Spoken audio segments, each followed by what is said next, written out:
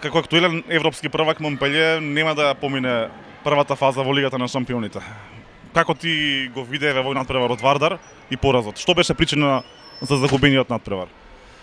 Pa eto, ja mislim da ova utakmica je pokazala manje više naš imidž od cele sezone, kako igramo.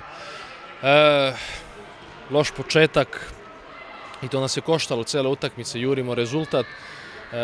Vratili smo se početkom drugog poluvremena, verovali smo da možemo, ali eto, previše energije te košta kad juriš rezultat, pogotovo protiv Vardara, pogotovo još na strani.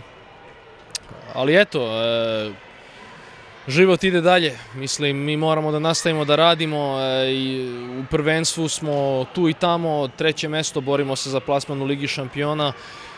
U jednom kupu igramo četvrtfinale, igramo sa Parizom sledeće nedelje, igramo kući, hoćemo da pobedimo i da idemo dalje i eto, znači, kao što sam rekao, moramo biti jaki, sad mentalno jaki i nastaviti dalje.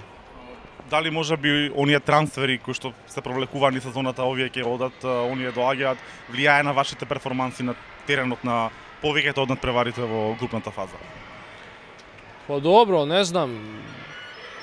Ете со капитенот Вигузо, некакав тични играчи, многу играчи ќе... Da, mnogo ih napuštaju, sad mislim